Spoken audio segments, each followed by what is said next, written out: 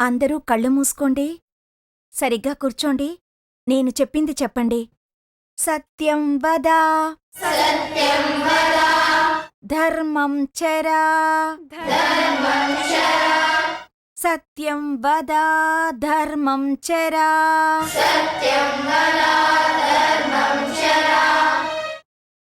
ఇప్పుడు అందరూ నెమ్మదిగా కళ్ళు తెరవండి. సాయిరాం పిల్లలు, మన దేశ ఆదర్శమేంటో మీలో ఎవరైనా చెప్పగలరా పిల్లలు? నువ్వు చెప్పు రాధిక. సత్యమేవ జయతే. సత్యమేవ జయతే. Very good. అంటే అర్థమేమిటి? అంటే ఎప్పుడూ సత్యమే జయిస్తుంది. ఎటువంటి పరిస్థితి ఎదురైనా సత్యంతోటే దాన్ని ఎదుర్కోగలం.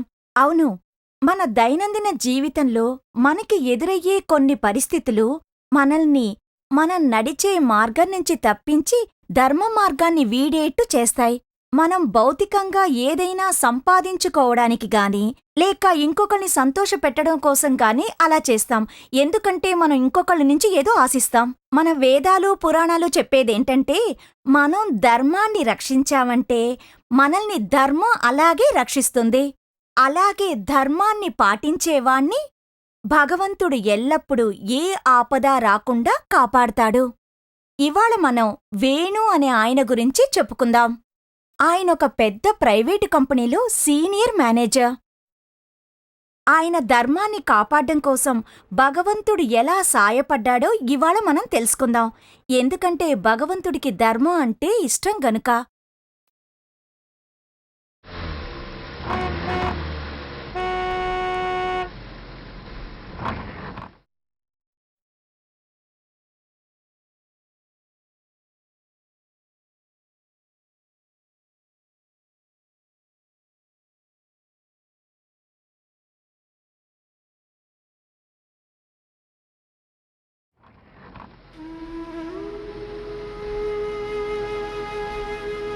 మాల్తీ, మీ వాడు కొత్త కారు కొన్నట్టున్నాడు.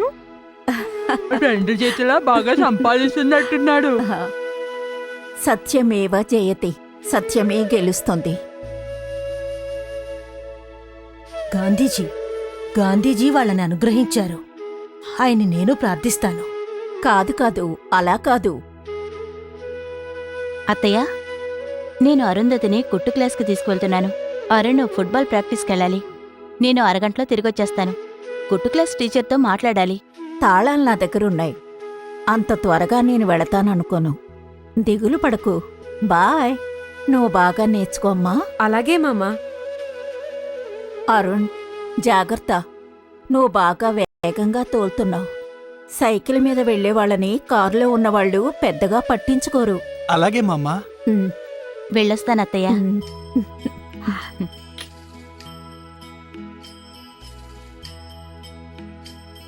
వస్తానత్తయ్య. కుట్టు క్లాసులకి ఎక్కడికి వెళ్తోంది? నా మనవరాలు రెడీమేడే కొంటుంది. తనకు తానుగా ఏదీ కుట్టుకోదు. అసలు వాళ్ళు పుట్టింది కేవలం ఖర్చు పెట్టడానికనే అనుకుంటారు. మా ఇంట్లో ఏ పని సరిగ్గా చేయదు. ప్రతిదానికి పని మనిషి రావాల్సిందే. అరే, మా కోడలు కూడా ఏ పని చేయదు. తలుపు తీయడానికి కూడా పని మనిషే. వాళ్ళకింటి పనులు చేయడానికి 4 పని మనుషులున్నారు. వాళ్ళేం వెతుకుపోతున్నారో ఎవరికి తెలుసు? కాని మాలతి, మీ ఇంట్లో చాలా మార్పులొచ్చాయి. ఏమైందో మాకు చెప్పరాదు? సత్యమేవ జయతే. అమ్మా వీణా, కాసేపు ఈ మాటలు ఆపమని చెప్పు. మామూలుగా మాట్లాడమను. సరే సరే. ఇది కొన్ని నెలల క్రితం జరిగింది. అన్ని పనులు సాదాసీదాగా జరుగుతూ ఉండేవి. సరిత పిల్లలు తరచూ షాపింగ్కి వెళ్లేవాళ్లు. ఒకరోజు వేణు చాలా తొందరగా ఇంటికొచ్చాడు.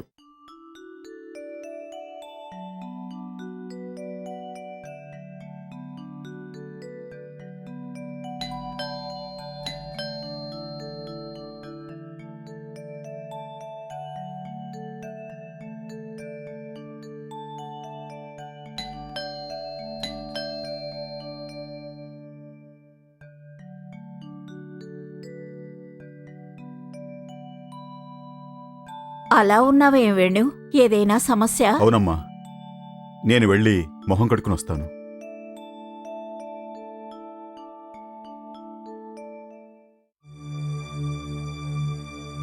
సరిత పిల్లలు ఏరి?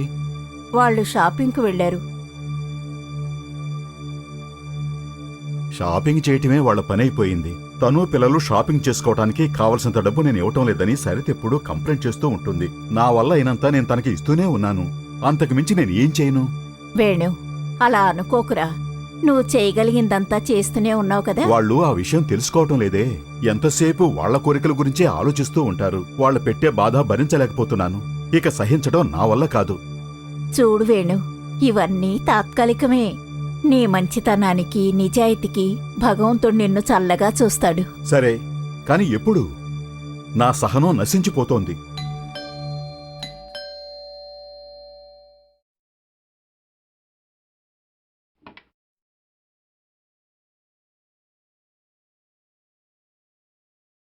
ఏం సరిత, అరుణికి అరుంధతికి ఏమేం కొన్నావు? లేదు, ఏం కొనలేదు. నేనేం కావాలనుకున్నానో అది నా దగ్గర ఉన్నదానికంటే ఖరీదు ఎక్కువగా ఉంది. అరుంధతికి కూడా అంతే. ఇదిగో, అరుణ్ గాడేమో మోటార్ బైక్ కావాలంటున్నాడు. ఆయన్ని చూస్తే అస్సలు మా గొడవేం పట్టించుకోవడం లేదు. సరిత, నీ దగ్గర చాలా మంచి మంచి చీరలున్నాయి కదా. నేను కావాలనుకున్నది మొన్న పార్టీలో ప్రియాంక కట్టుకున్న లాంటిది. కానీ అవన్నీ 5,000 రూపాయలకి పైగానే ఉన్నాయి. నేను ఒట్టి చేతులతో తిరిగొచ్చాను. నేను పార్టీలో వాళ్ళందరి ముందు ఓల్డ్ మోడల్ చీరలు కట్టు కూర్చున్నాను. నువ్వు మా ఫ్రెండ్స్ వేసుకొచ్చే లేటెస్ట్ ఫ్యాషన్ బట్టల్ని చూడాలి. వాళ్ళ మధ్య నాకొకలా ఉంటుంది. అరుంధతి, అవ అంత ఖరీదైనవా? అంత ఖరీదే ఉండవు. మహా ఉంటే 3,000 ఉంటుంది. మా ఫ్రెండ్స్ అందరికీ మోటార్ బైకులున్నాయి. నేనొక్కడనే సైకిల్ మీద వెళ్తున్నాను.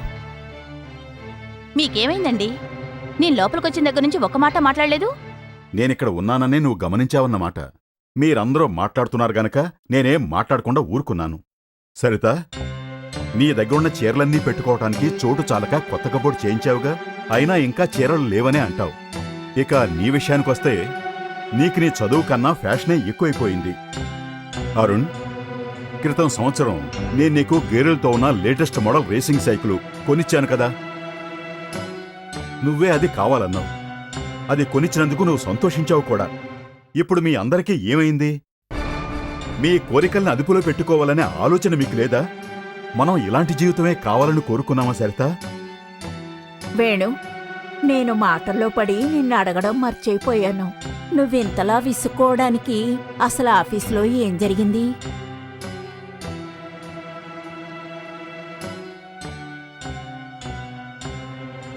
ఈవేళ ఒక క్లయింట్ నా దగ్గరకొచ్చి కోట్ల విలువ చేసే ఓ కాంట్రాక్ట్ గురించిన ఇన్ఫర్మేషన్ అతనికి అందజేస్తే నాకు 20 లక్షల రూపాయలు లంచంగా అందజేస్తానన్నాడు. నాకు ఒళ్ళంతా రగిలిపోయింది. అసలు నేను అలాంటి వాణ్ణని అతను ఎలా అనుకున్నాడో నాకు అర్థం కావటం లేదు. వావ్! దాంతో కొత్త కారు కొనుక్కోవచ్చు.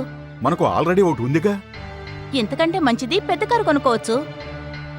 అలాగే రకరకాల డిజైనర్ చీరలన్నీ కొని కట్టుకోవచ్చు. మా కిట్టి పార్టీ గ్రూపులో ఉన్న స్నేహితురాళ్ళందరూ నన్ను చూసి అసూయపడతారు. నేను లేటెస్ట్ ఫ్యాషన్ బట్టల్ని వేసుకున్నప్పుడు మా ఫ్రెండ్స్ అందరూ నన్ను చూసి కుళ్ళుకుంటారు. నేను ఎలాంటి మోటార్ బైక్ కొనుక్కోవాలో మార్కెట్లో ఎంక్వైరీ చేయడం మొదలెడతాను. నువ్వు అతనితో ఏమని చెప్పావు? నాకు ఏం చేయాలో అర్థం కాలేదు. నేను ఆలోచించి చెప్తానని చెప్పాను. వేణు, ఆశకి లొంగిపోకు. నీ నిజాయితీ 2 నిమిషాల్లో కుప్పకూలిపోతుంది. మంచి పేరు తెచ్చుకోవడానికి చాలా కాలం పడుతుంది. దాన్ని చెడగొట్టుకోవడానికి 2 క్షణాలు కూడా పట్టదు వేణు. అది ఎవరికి కావాలి? సరితకి, పిల్లలకి వాళ్ళు కోరుకున్నవన్నీ వాళ్ళకి దొరికేంత వరకు నేను ఏమైపోయినా వాళ్ళకి పర్వాలేదు. నువ్వు ఎన్నోసార్లు ఎగతాళిగా మాట్లాడావు లంచాలు తీసుకునే నీ స్నేహితురాల మొగుళ్ళు గురించి. ఇప్పుడు నా గురించి కూడా వాళ్ళందరూ అలా మాట్లాడుకుంటే నీకెలా ఉంటుంది? మా తమ్ముడు రమేష్ ఎప్పుడూ చెప్తూ ఉంటాడు, నిజాయితీ పాతబడిపోయింది, ఇప్పటికి పనికిరాదని. మీ తమ్ముడి అభిప్రాయాలు వాడితోనే పెట్టుకోమను. వాడు సోమరి, నిజాయితీ లేనివాడు. నువ్వు చెప్పు, నీ క్లాసులో మంచి మార్కులు తెచ్చుకునే 5గురిలో ఎంతమందికి మోటార్ బైకులున్నాయి? అది ఏమిటి నానుస్తున్నావు? ఎవరికీ లేవు. నువ్వు కాలేజీకి చదువుకోవడానికి వెళ్తున్నావా, మోటార్ సైకిల్ తోలటానికి వెళ్తున్నావా? రేపు నువ్వేం చేస్తావు? నాకు జరగరాంది ఏదైనా జరిగితే నీ కాళ్ళ మీద నువ్వు నిలబట్టం నేర్చుకో. లేదంటే మీ మామయ్యలాగా పరాన్నజీవి అవుతావు. ఇందులోకి మా తమ్ముడిని ఎందుకు లాగుతారు? రాను రాను మీ పోకడ భరించలేకపోతున్నాను. అరుంధతి, నీకు ఫ్యాషన్ అంటే అంత ఇష్టమైనప్పుడు నువ్వు ఫ్యాషన్ డిజైనర్గా ఎందుకు అవ్వకూడదు? నీలో ఆ శక్తి సామర్థ్యాలు ఉన్నాయి, వాటిని ఉపయోగించు. గొంతెమ్మ కూర్కలు వద్దు. వేణు, నేను నీకు మళ్ళీ చెప్తున్నాను, నువ్వెంచుకున్న మార్గాన్ని వదలకు. నువ్వు ధర్మాన్ని రక్షిస్తే ధర్మం నిన్ను రక్షిస్తుంది. అమ్మా, నువ్వు తప్ప నన్నెవరూ అర్థం చేసుకోవటం లేదు. నే వెళ్ళి పడుకుంటాను. వేణు, ఏమైనా తిను. నాకు ఆకలిగా లేదు.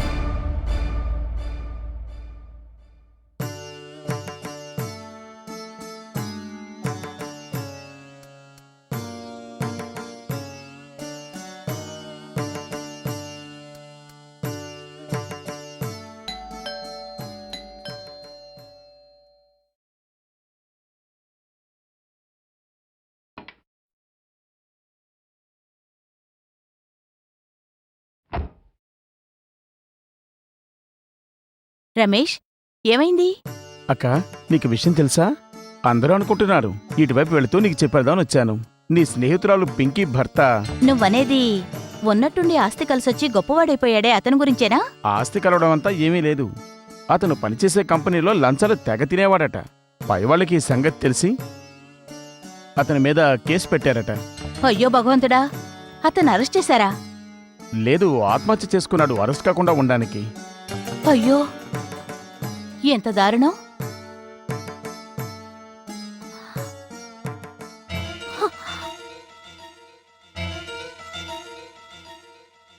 నేను వెళ్ళొస్తానక్క. నేను ఇంటికి వెళ్ళి ఈ విషయాన్ని నాకు తెలిసిన వాళ్ళందరికీ ఫోన్ చేసి చెప్పాలి. వెళ్ళొస్తాను పిల్లలు.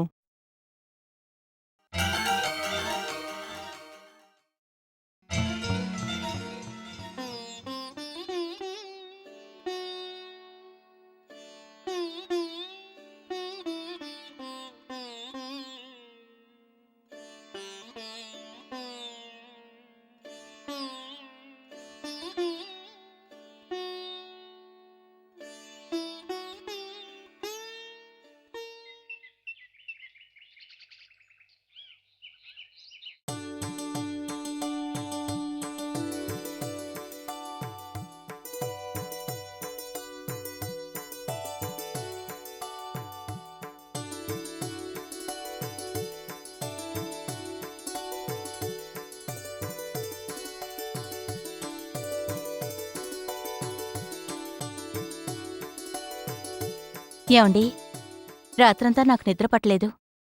మీరు చెప్పిన దాని గురించి ఆలోచించాను. నేను తక్కిన వాళ్ళని చూసి వాళ్ళలాగే ఉండాలన్న భ్రమలో ఉండిపోయాను. మీరే కరెక్ట్. మీకొచ్చే జీతంతోనే సర్దుకుందాం. అవును నాన్నా, నాకు సైకిలే బాగుంటుంది. నేను బాగా చదువుకుని నా సత్తా ఏంటో చూపిస్తాను. నా క్లాస్లో ఫస్ట్ ర్యాంక్ తెచ్చుకుంటాను. నేను నువ్వు చెప్పిన సలహాని పాటిస్తాను నాన్న. నలుగురిలో గుర్తింపు తెచ్చుకుంటాను. నాకు ఫ్యాషన్ అంటే ఇష్టం. ఫ్యాషన్ డిజైనింగ్ నేర్చుకుంటాను. నన్ను చూసి నువ్వు తలెత్తుకునేలా చేస్తాను. నా మనసు ఇప్పుడు తేలిగ్గా ఉంది. మనందరం ఒక్కడిగా కలిసున్నామంటే మనం కోరుకున్నవన్నీ మనం సంపాదించుకోవచ్చు. మన సామర్థ్యం మీద మనకు పూర్తి నమ్మకం ఉండాలి.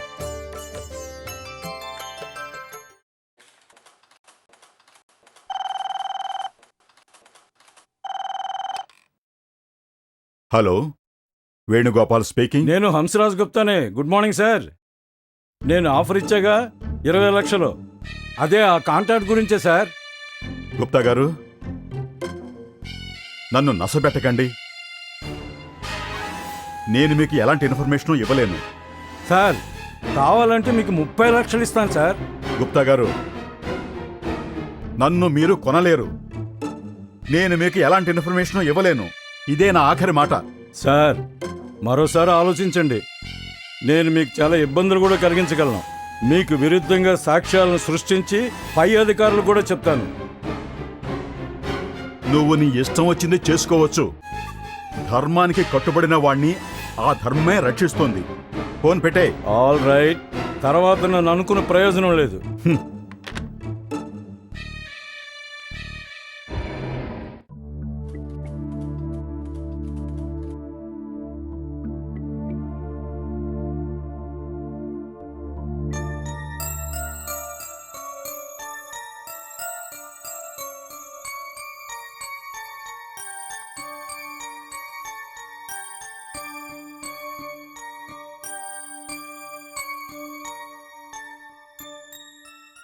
సార్, ఈ సంగతి విన్నారా? మన క్లయింట్లో ఒకరైన హన్సరాజ్ గుప్తాని పోలీసులు అరెస్ట్ చేశారు. ఆయన చాలా కంపెనీస్లో కంపెనీ సీక్రెట్ ఇన్ఫర్మేషన్ కోసం కొంతమంది సీనియర్ ఎగ్జిక్యూటివ్స్ కి లంచం ఇచ్చారట. మై గాడ్, ఇంకా చాలా మంది అరెస్ట్ అవ్వచ్చు. ఈ అరెస్టు వల్ల చాలా చిక్కులొస్తాయి. సరేలే, నేను ఇంటికి వెళ్తున్నాను. నువ్వు బయలుదేరతావా? నేను ఇక్కడే ఇంకాసేపు ఉంటాను సార్. ఇంకా ఏం జరుగుతుందో ఇక్కడే ఉండి తెలుసుకుంటాను సార్.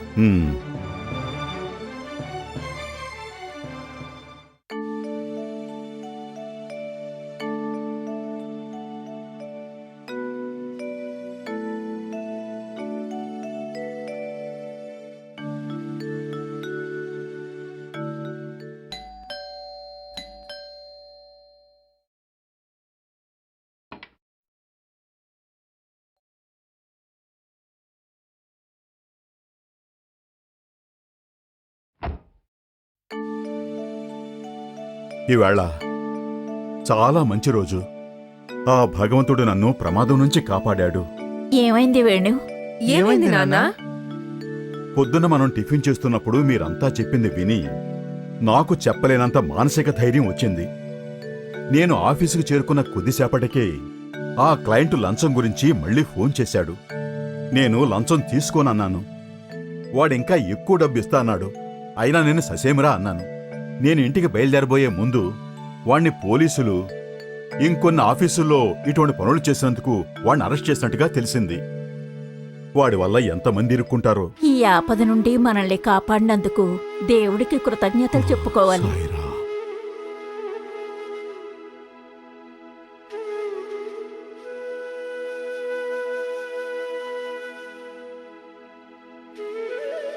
నేను పిల్లలు మంచి పాఠం నేర్చుకున్నాం.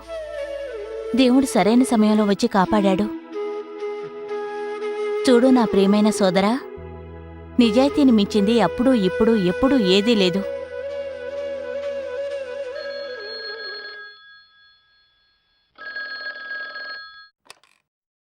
Hello, Venugopal here. నేను రఘురామ్ని, chairman of the board of directors ను మాట్లాడుతున్నాను. Good evening sir. ఇప్పుడే ముగిసిన బోర్డ్ ఆఫ్ డైరెక్టర్స్ మీటింగ్లో మేము నిన్ను ఏకగ్రీవంగా మేనేజింగ్ డైరెక్టర్గా ప్రమోట్ చేశాము. Thank you sir. నేను ఏమాత్రం ఊహించలేదు. ఈ పదవి నీకెలా వచ్చిందో చెప్పాల్సిన బాధ్యత నాకుంది. నీ నిజాయితీయే ఇందుకు కారణం. హన్సరాజ్ అరెస్ట్ అయిన సంగతి నీకు తెలిసే ఉంటుంది. అతన్ని ఇంట్రాగేట్ చేసినప్పుడు మన కంపెనీ సీక్రెట్లు తెలుసుకునేందుకు అతను నీకు బోలెడంత లంచం ఇవ్వజూపాడని తెలిసింది. పోలీస్ కమిషనర్ గారు నాకు స్నేహితుడు. ఆయనే ఇదంతా చెప్పారు. గత కొద్ది కాలంగా పోలీసులు అతని వెంట పడుతున్నారని ఎవరికీ తెలియదు. హన్సరాజ్ నీతో మాట్లాడుతుండగా రికార్డ్ చేసిన మాటల కాపీని పోలీస్ కమిషనర్ నాకు పంపాడు. నువ్వు అతని ఆఫర్ని వద్దనడం మమ్మల్ని ఎంతో ఇంప్రెస్ చేసింది. నీలాంటి వాడే ఈ కంపెనీలో ఉన్నతమైన పొజిషన్లో ఉండాలని మేము నిర్ణయించుకున్నాం. Congratulations and best of luck. Thank you very much sir. Thank you.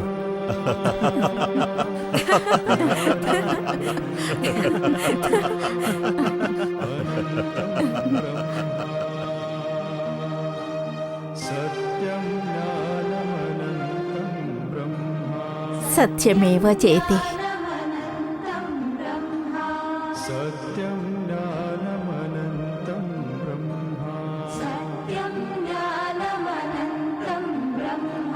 Satyam